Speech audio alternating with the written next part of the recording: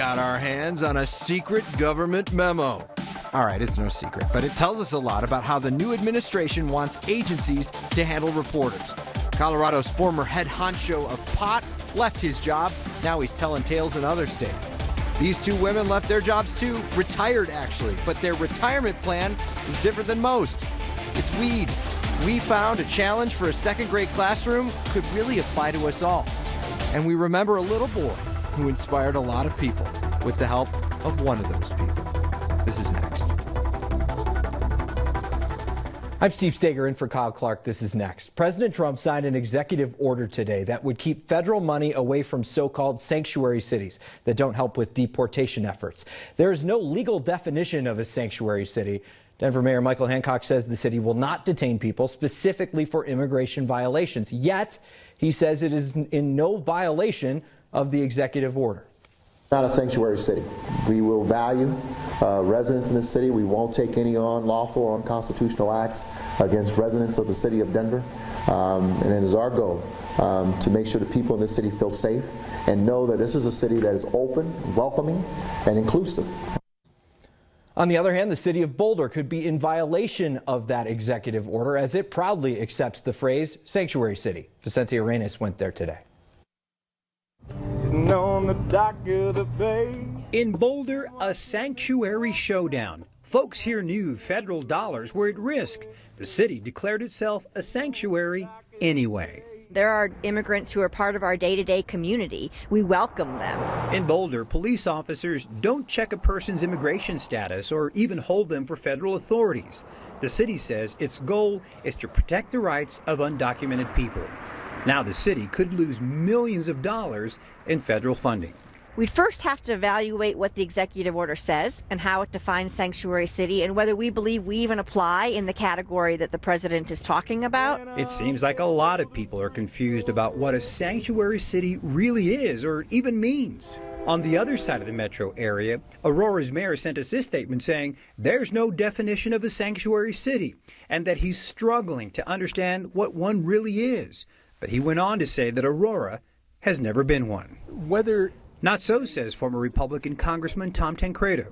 And they've been doing it for a long time. Problem is, never been enforced. Tancredo says it's a city's duty to cooperate with immigration officers, and cutting funds to those that don't is a good idea. I don't care what kind of lipstick they want to put on this pig, but the reality is they are sanctuary cities once they choose to not cooperate with the federal government if they come in contact with someone who is here illegally and commits a crime. Now Boulder's waiting to see if its sanctuary policies will cost the city money, and if so, what they'll do then. This is Vicente Arenas for Next. There has been a lot of talk recently about how the new administration has unprecedented rules for how federal agencies talk to reporters. We found out today it's not so unprecedented. Back here in the 9 Wants to Know office with Kevin Vaughn, and you've been doing a little digging into these transition memos in the Trump administration. The real question, and the thing that we wanted to try to verify, is this routine in an administration? We weren't able to get a hold of everybody, but the Department of Agriculture provided us with the memo that came out this week and the memo that they were provided 8 years ago at this time when Barack Obama assumed the presidency. Almost to the day. Almost to the day, yeah. And there are some very distinct similarities between the two of them. There are. There has been a lot of news about the fact that these directives from the White House were gagging various agencies from being able to talk to the press. And certainly there's language in this one that details the fact that any discussions with reporters are to be run up the chain to Washington first. Interestingly, though, in 2009, the memo issued after President Obama took office is almost verbatim on press relations. There is one distinct difference between these two. Yes, and that's when it comes to posting stuff on the internet, on websites, on blogs, on social media. In 2009, the memo directed people to get permission before they updated government web postings. Here, in this new document, it makes the same sort of pronouncement, but there's more. And it talks about the fact that in the department, people are to review the agency's websites and blogs and social media postings and remove references to policy priorities and initiatives of the previous administration. We're going to put all these online so people can take a look at them themselves if they want to sift through important government documents. They'll mind numbing to kind of go through some of this stuff. Yes. Kevin Vaughn, thanks so much. You bet.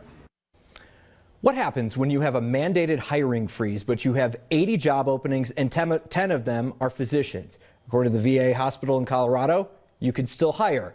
The acting secretary of Veterans Affairs tells Next the department, quote, intends to exempt anyone it deems necessary for public safety, including frontline caregivers. When you translate that into regular people talk, it means they'll hire who they actually need to hire. So get your resumes out. There are 6-figure jobs waiting to be filled at the VA in Colorado. Colorado continues to be a poster child for pot, but we're not so much a child. We got our driver's license. Medical marijuana was approved here 16 years ago. What we've learned since then is important for other states like Florida, which is expanding its medical marijuana program. And the Florida legislature is seeking help from Colorado, from the first pot czar in the world who revealed what can go wrong with pot. We allow for a lot of home grow in Colorado. Between medical and recreational, you can pretty easily get up to 99 plants legally in your basement.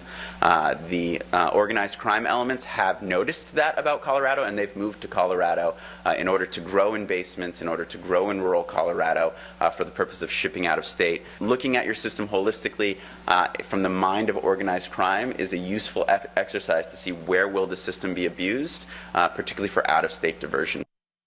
Andrew Friedman just stepped down as Colorado's pot czar 3 weeks ago. He's now consulting, helping other states implement pot laws. Former Aurora Police Chief Dan Oates talked to Florida legislators today, too, because he's a police chief in Miami Beach.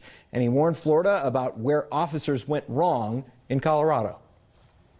First and foremost, and this was a total failure in Colorado, we believe very, very strongly that every individual police officer needs to know at any one time when they encounter someone in possession of marijuana that that person possesses it legally under the medical marijuana scheme.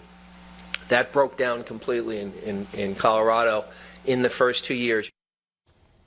Here's something else we learned about Colorado by eavesdropping at Florida's state capitol. Our former pot czar gave a broad estimate on the number of home grows in Colorado. So any guesses out there? 5,000 to 10,000. He also admits there's no way to actually track that number, just an estimate. As adults, we spend so much time hoping our kids will look up to us, when often we ought to be looking up to them. This is an assignment at a Denver school this week. It's the Great Kindness Challenge, a checklist the kids have to complete by the end of the week. Stuff like carry your friend's books or whisper thank you to a librarian. But what caught our eye, stuff adults could do, but don't always, like smile at 25 people, pick up 10 pieces of trash, hold the door open for someone. With some of the garbage we've seen floating around on social media, we figured this was a good reminder, a refresher for all of us. So let's take the challenge together. We'll post the checklist on the Next Facebook page. Send us photos and progress updates as you do it, #HeyNext. If kids can do it, we all can too.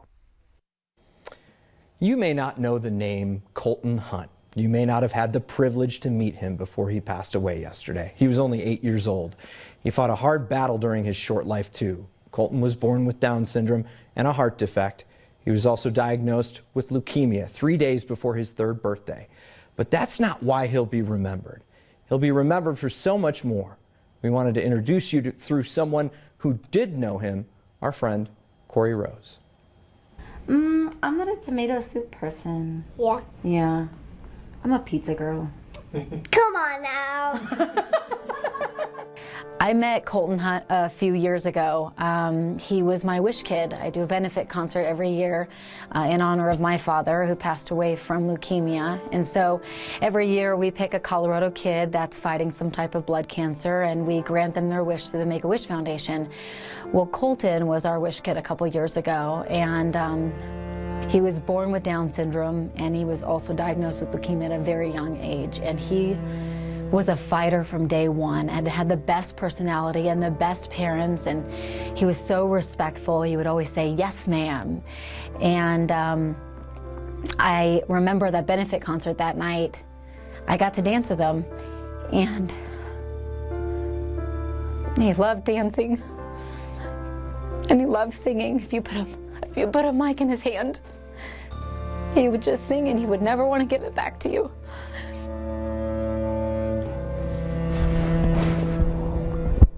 And they told us then on October 20th that the cancer had returned. And he was diagnosed again, and he went into several battles with leukemia, and for whatever reason, it was very persistent and it kept coming back. His parents, Brad and Kim, were wonderful, wonderful warriors for him. They fought for him every day and gave him every opportunity, flew back and forth from the East Coast to here to give him all the studies that they could possibly do for him, because it's a rarity when you have Down syndrome and blood cancers at the same time. And the world is just not as bright anymore. They lost a gentle, wonderful, beautiful soul, and I will never forget Colton Hunt. 2, 3, 4.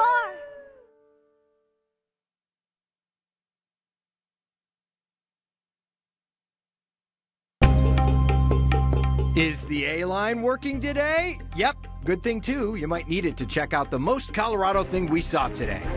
This is pretty Colorado too. 2 women retire to get into the pot industry. And our ongoing search for the smartest kid in Colorado takes us down to the Springs next. Mary Tyler Moore died today. You've heard that on the news by now. She was well known for many roles. One role hit close to home for a lot of us here at 9 News. My first job in TV was associate producer, but it was never as exciting as Mary's job was at WJM TV in Minneapolis. Though I have to admit, it taught all of us to take time to laugh at work every once in a while. If you're wearing a hat tonight, take it off, throw it in the air. It just might stick. Mary Tyler Moore was 80, and in the words of her coworker, good night and good news.